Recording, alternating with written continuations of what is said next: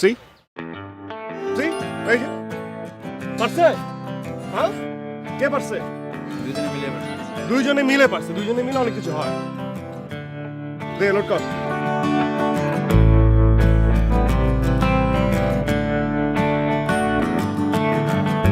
Call ফুটে ফুটে বলো বলো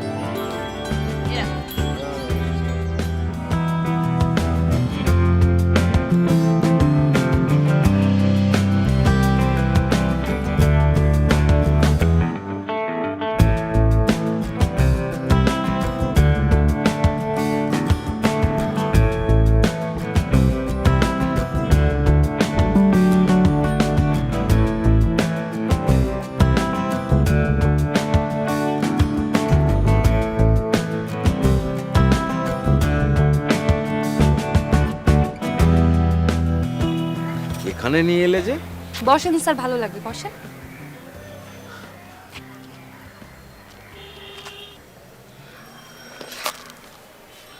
চারপাশটা কত খোলামেলা দেখেছেন, গাছপালা, সবুজ প্রকৃতি, বিশাল আকাশ, মনের ভারটা কমে যাবে। হ্যাঁ, কিন্তু এখানে অনেক ছাত্রছাত্রী আসে, ওদের মধ্যে কেউ যদি দেখে ফেলে? এখানে কেউ আসে না স্যার, আমাদের ইউনিভার্সিটি তো কেউ আসে না। আসতেও তো পারে। স্যার আপনি একদম ভাববেন না তো, এখানে কেউ আসে না, তাছাড়া আপনাকে এখানে রিল্যাক্স করানোর জন্য নিয়ে এলাম। না সিনথিয়া, আমি একজন শিক্ষক মানুষ, এখানে এভাবে আসাটা ঠিক না। চল আমরা এখান থেকে চলে যাই। প্লিজ বসেন না, বললাম তো কেউ আসবে না, প্লিজ।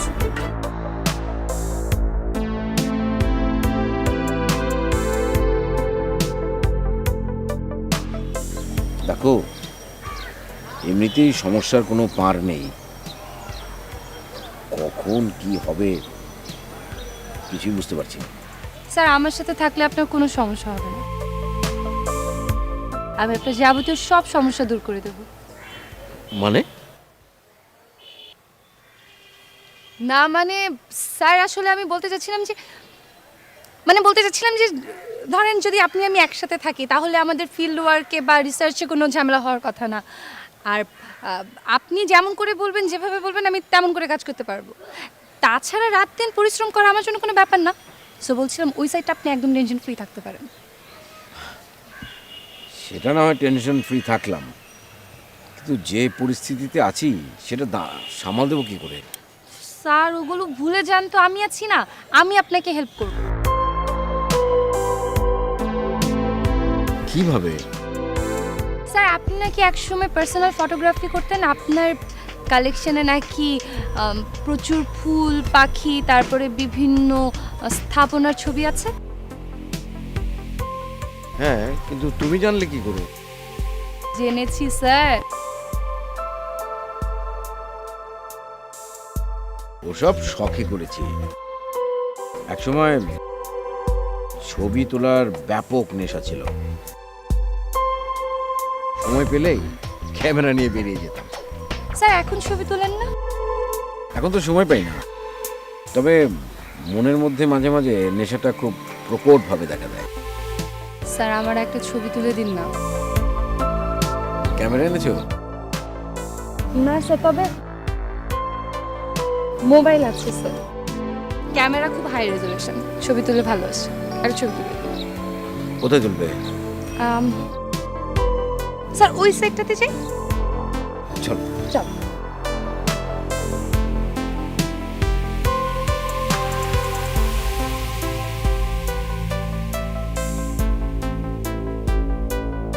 মুরাদে কই? মুরাদ তো সকাল থেকে ফোন টোন দেয় নাই রে।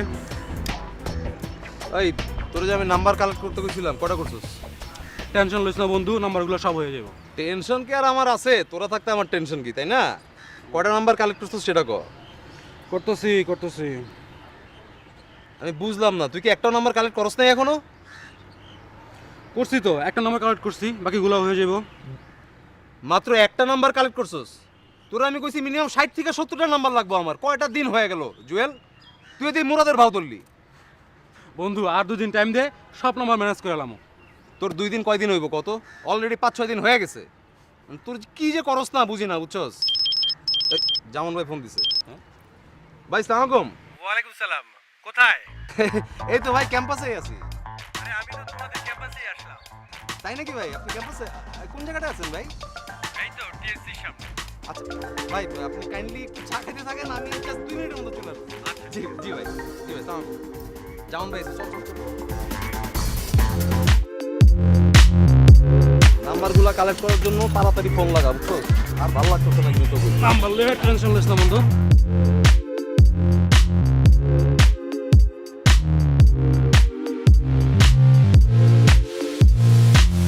আমাকে সময় দেওয়ার জন্য তোমাকে ধন্যবাদ। কোথায় যাবে এখন?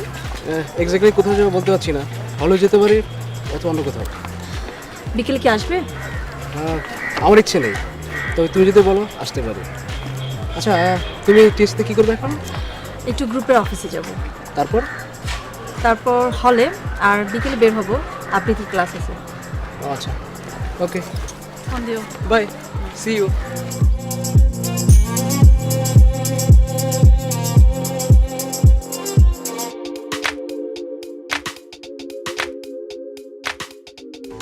ভাই, সালাম আলাইকুম। সালাম ভাই।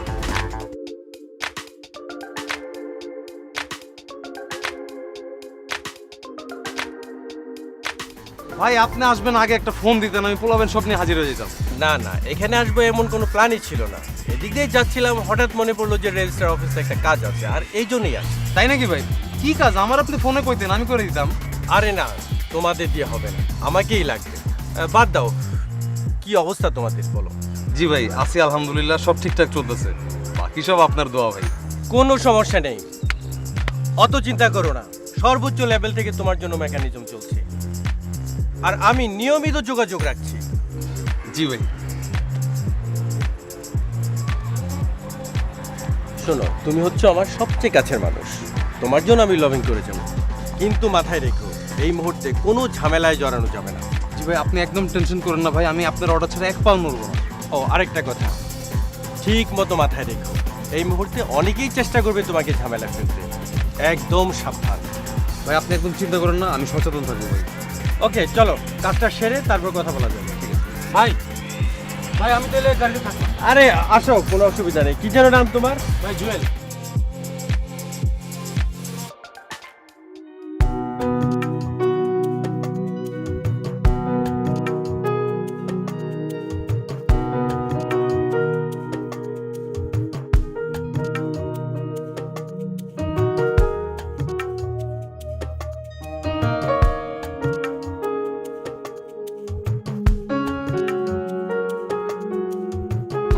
কি হলো, বসলে কেন? বসলাম। আসো, তুমিও বসো। বসো না।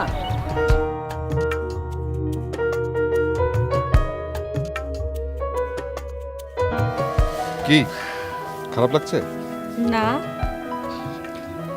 তাহলে চলো কিছু খেয়ে আসি। আমার তো খিদে পায়নি, তোমার পেয়েছে?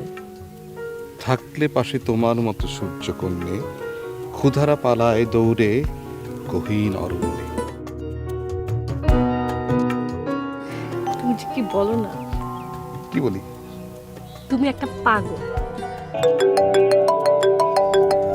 এক মিনিট।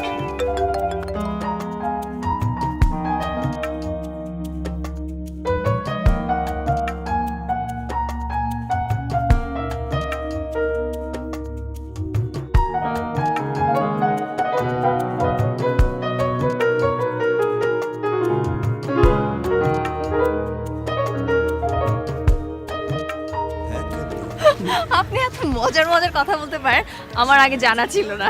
জানা ছিল না? জানবে কি করে? কখনো কি কাছে আসার সুযোগ দিয়েছো? সরি সরি ভাইয়া, আপনাকে আরো আগে কাছে আসার সুযোগ দেওয়া উচিত ছিল। আগেই কাছে আসার সুযোগ দেওয়া উচিত ছিল মানে? এখন কি খুব কাছে আসার সুযোগ দিয়েছো নাকি?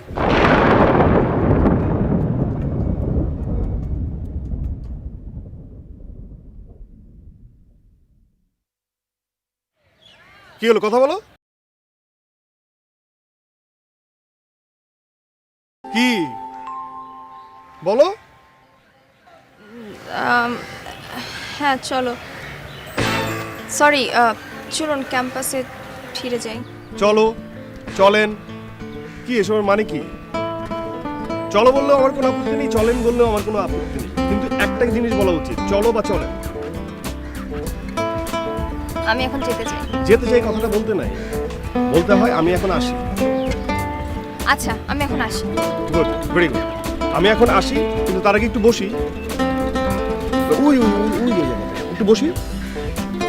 তাহলে কি আপনি হবেন খুশি? খুব বেশি। চলো বসি। চলে।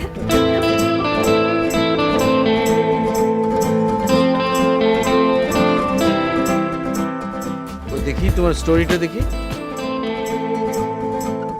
স্যার আপনার মন ভালো করার জন্য এখানে আসলাম, স্টোরিটা পরে দেখলে হয় না? মানে সন্ধ্যায় জমা দিতে হবে তো, দেখি না কি করেছো দেখি। অফিসে গিয়ে দেখব। ভুল ভ্রান্তি হতে পারে, সেটা কারেকশন করতে পারবে। স্যার আমরা তো অফিসে যাচ্ছি, অফিসে গিয়ে না হয় দেখতেন, ভুল ভ্রান্তি যা হয় সব ওখানে গিয়ে কারেকশন করুন। চলেন স্যার, এখন আমরা গল্প করি। আরে কি আশ্চর্য, তুমি কি বলে আসলে আর এখানে আমরা কি সব নিয়ে আলোচনা করছি? আপনার ভালো লাগছে না? মন তো হালকা হওয়ার কথা। না, সেটা তো সাময়িকভাবে হলোই, কিন্তু কাজটা তো করা দরকার।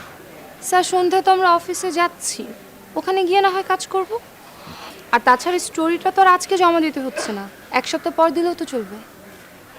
হ্যাঁ, কিন্তু দিনের কাজটা দিনেই শেষ করার প্রয়োজন, তা না হলে এগোনো যায় না। কিন্তু স্যার আগের প্রয়োজন তো আগে সারা উচিত, তাই নয় কি? হ্যাঁ, সবাই তো সেটাই করে।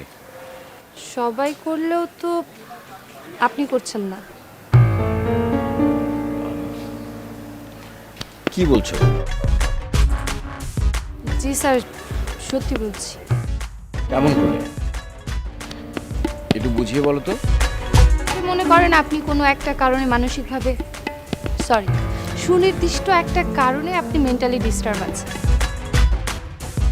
আপনাকে এই জন্য ঘরে বাইরে প্রতিনিয়ত প্রবলেম ফেস করতে হচ্ছে। এটা কি স্যার প্রথম প্রয়োজন না?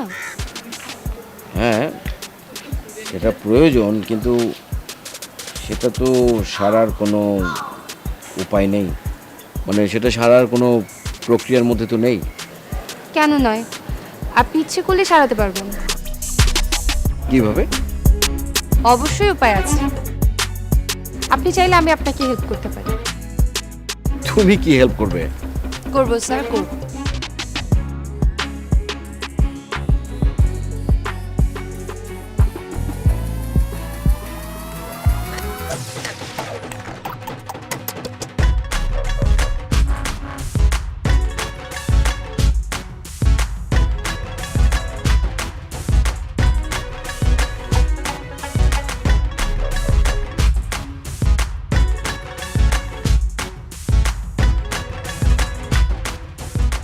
তাহলে উপায়টা কি শুনি? এখন পরে। আরে এখন বললে কি সব?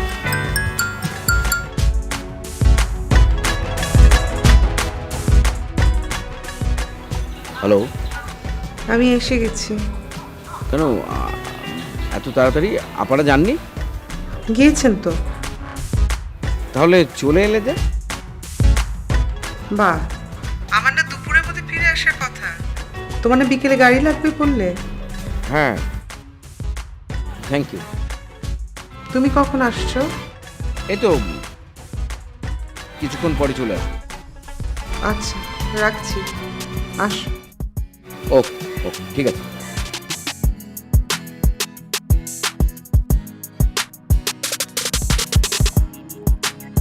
চলো আমরা উঠি। তুমি কোথায় যাবে? হলে যাবো স্যার।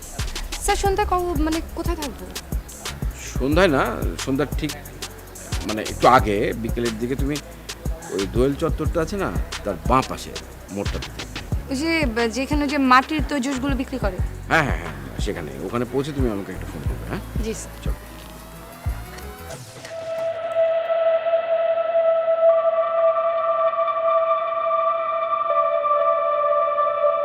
তাও ঘটনাটা কতদিন আগের হবে? সে তো প্রায় 4-5 বছর আগের কথা। নাদিয়া তখন এসএসসি পাশ করেছে। কোথায় গিয়েছিল কোথায়?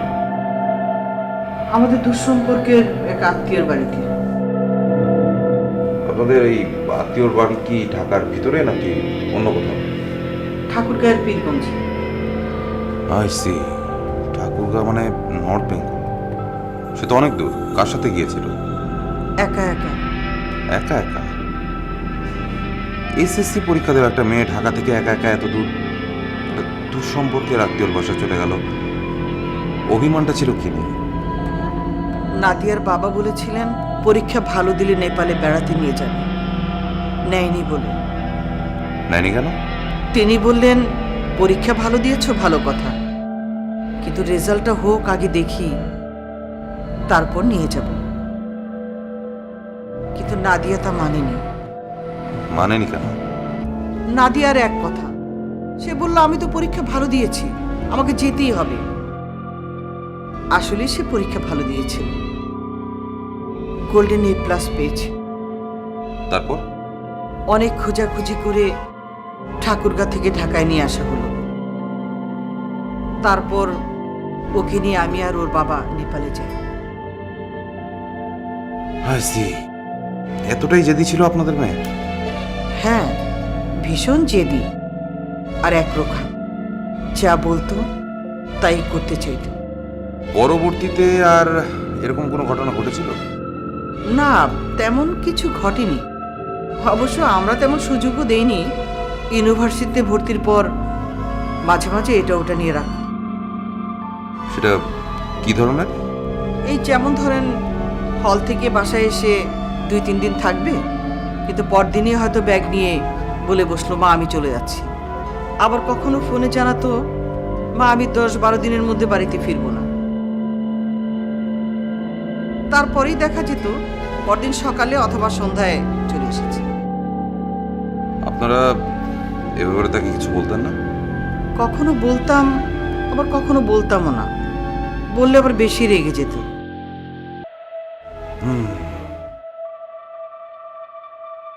আচ্ছা, রিসেন্টলি কোনো ব্যাপারে রাগ বা অভিমান করেছিল? আমার জানা মতে করেনি, তবে একটা বিষয়ে আপত্তি, না ঠিক আপত্তি কিনা আমি বুঝতে পারিনি। এই আপত্তির বিষয়টা একটু খুলে বলুন তো। বিয়ের ব্যাপারে কথা হচ্ছিল, আমরা দুই পরিবারের মধ্যে যোগাযোগও শুরু করেছিলাম, কিন্তু এ ব্যাপারে তার মধ্যে কোনো উৎসাহ আমরা লক্ষ্য করিনি। কেন? কি বলতো সে? এখন বিয়ে করবে। কেন, অন্য কারোর সাথে রিলেশন ছিল নাকি?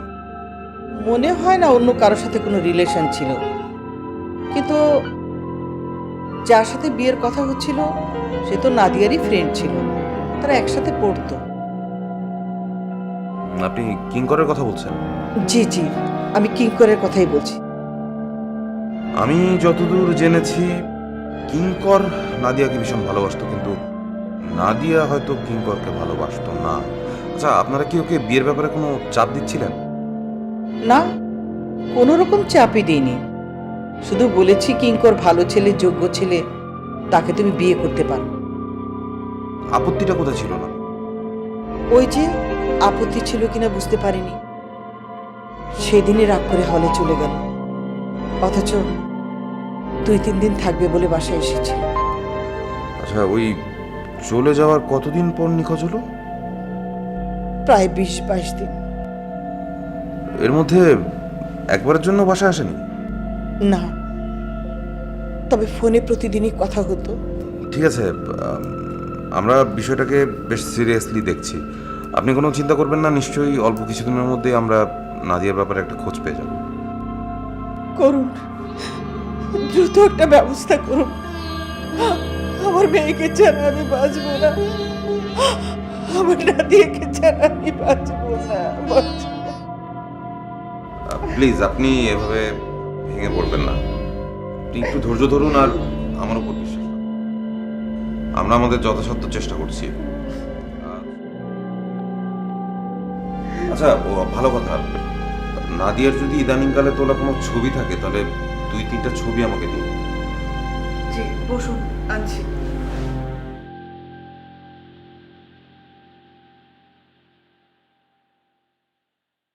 খুব বেশি নাটক দেখা হয়নি, দু একটা হবে, তাও বছর খানেক আগে। কিন্তু আমি একসময় না বেশ যেতাম, মানে প্রতি সন্ধ্যায় আমার আসলে চারুকলায় কাটতো। তাই? হ্যাঁ। তো এখন আর যান না? না তেমন যাওয়া হয় না, এই তাও শেষ মানে লাস্ট গিয়েছি 6 মাস তো হবে। আচ্ছা। মানে আমি বেশ কয়েকটা প্রোডাকশন দেখেছি, মানে সবচেয়ে মজার ব্যাপার কি ওদের যে production design, direction, performance, set design সব কিছু মিলে ওভারঅল যে আউটপুটটা হয় সেটা কিন্তু খুব মজার। তাই? হ্যাঁ। এর মধ্যে যাওয়া হবে? তুমি যাবে? হ্যাঁ, যাওয়া যায়। তাহলে তুমি যদি যাও তাহলে চলো আজকেই যাই। আজকে না, অন্যদিন। কেন আজকে যেতে সমস্যা কোথায়? মেন্টালি প্রিপেয়ার না আছি যাওয়ার জন্য। ওরে বাবা, একটা প্রোডাকশন দেখবে তার মধ্যে আবার মেন্টাল প্রিপারেশন দরকার। আচ্ছা ঠিক আছে, তাহলে আমরা আজকে না কিন্তু খুব কাছাকাছি একদিন যাচ্ছি, তুমি আর আমি। ওকে, ঠিক আছে। আচ্ছা, আমি এখন যেতে চাই। এই যে কঙ্কন, তোমাকে বললাম না যে যেতে চাই কথাটা বলতে হয় না, বলো যে আমি এখন আসি। আচ্ছা বাবা, আমি এখন আসি। তাহলে অঙ্কন আরেকটু। আর না বসি। হ্যাঁ, ওই কথাটাই তো আমি বলতে যাচ্ছি যে এখন আমি আর তুমি আর না বসি, আমরা দুইজনই এখন আসি। Thank you. চলুন। চলো।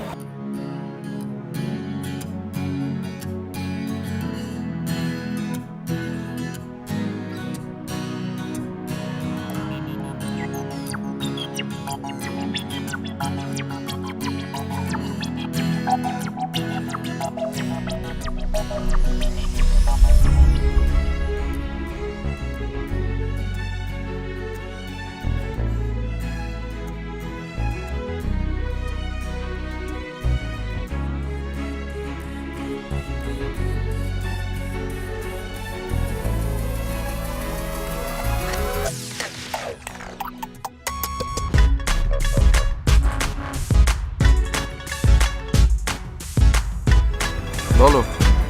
তুমি কোথায়? হলের সামনে। একটু ফুলা রোডে আসো না। না না, আমার হাতে এখন অনেক কাজ, সময় হবে না। প্লিজ আসো না। বললাম তো আসতে পারবো না, কাজ আছে। কি কাজ? কোথায় কাজ? তুমি না বললে আজকে বিকেলে ফোন দিতে? বলেছি বলেই কি আসতে হবে? আচ্ছা ঠিক আছে, ফোনেই বলো শুনি। না, ফোনে বলা যাবে না, তোমাকে আসতে হবে। ওই নীলক্ষেতে আমার একটা জরুরি কাজ আছে, আর কাজটা শেষ করে তো আজমপুরে যাবো, টিউশনি আছে। আজকে না আর আসতে পারবো না।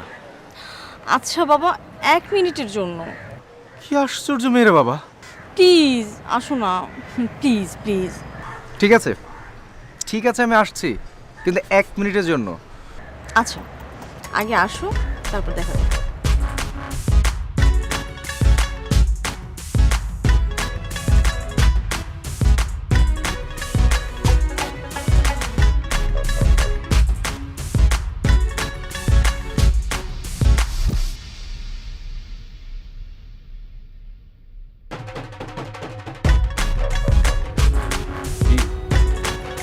এত ভাবছো কি? এত ভাবলে চলবে? জীবনটাকে কেন সাদামাটা করে রাখতে হবে? রাঙিয়ে তোলো। পৃথিবীর হাজারটা রঙে জীবনটাকে রাঙিয়ে তোলো। এত রং আমি কি নির্বোধ নাকি যে দাঁড়াতে রং খুঁজতে যাব? তোমার ভেতরেই আছে হাজারটা রং। তুমি চাইলেই আমাকে রাঙাতে পারো, নিজে রাঙতে পারো। আচ্ছা, অত বাসা যাওয়া দরকার। এক্ষুনি তুমি আমার পাশে থাকলে আমি ইস্টাফিলের সিঙ্গা ফুদা পর্যন্ত অপেক্ষা করতে পারি। কিন্তু আজকে তো যেতেই হবে, দেরি হয়ে যাচ্ছে। ঠিক আছে, চলো।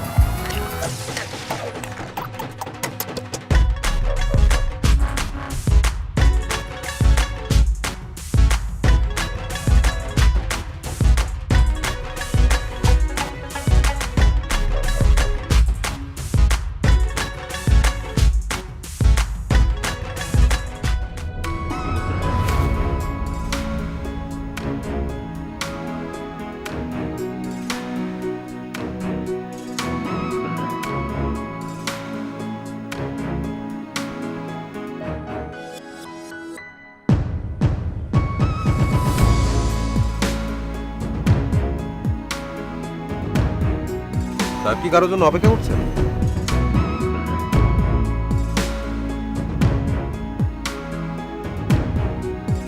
আচ্ছা, আমি কি করব না করব সেটা কি আপনাকে জিজ্ঞেস করে করতে হবে আমাকে? স্যার এইভাবে কেন নিচ্ছেন? আমি বললাম না আমি অফ ডিউটিতে, আপনার সাথে একটু গল্প করতেই পারি। ভাবলাম আপনি যদি কারোর জন্য অপেক্ষা না করেন তাহলে কোথাও একটু চা খেতে খেতে কথা বললাম।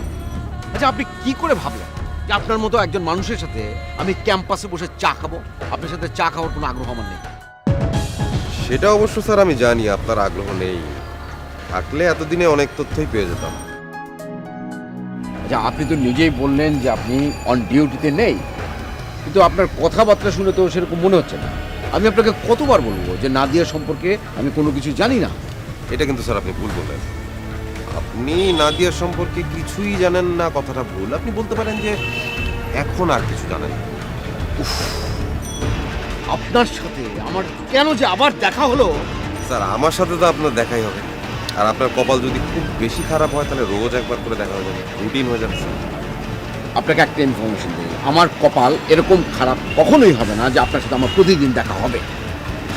স্যার আমি একটা জিনিস বুঝি না, আপনি আমাকে এড়িয়ে চলেন কেন? আপনাকে জড়িয়ে চলারও তো কোনো কারণ আমি দেখি না। এটা অবশ্য স্যার আপনি খুব ভালো কথা বলেছেন। স্যার আপনি আপনার কাজ ছাড়েন, কাল সময় করে আমার অফিসে একবার আসবেন, আপনার সাথে জরুরি কিছু কথা আছে। আসসালামু আলাইকুম।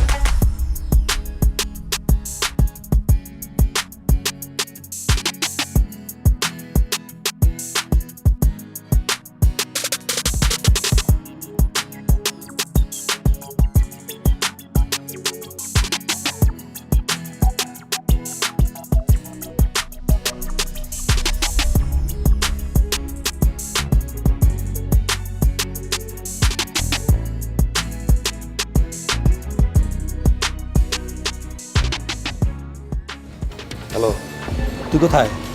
এই যে আমি নিচে গলিতে চলে আসছি। বড় একটা কার্টুন ব্যাগ লাগবে।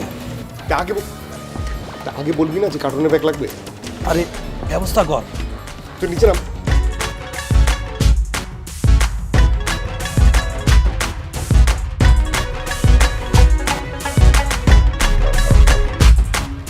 আগে থেকে বলতে হয় না যে কার্টুন লাগবে? মনে ছিল না তো। মনে ছিল না। 3000 টাকা, 3000 টাকা চালা। হ্যাঁ, আর আমি দেখি বড় কার্টুন পাওয়া যায় কিনা। হ্যাঁ, শোন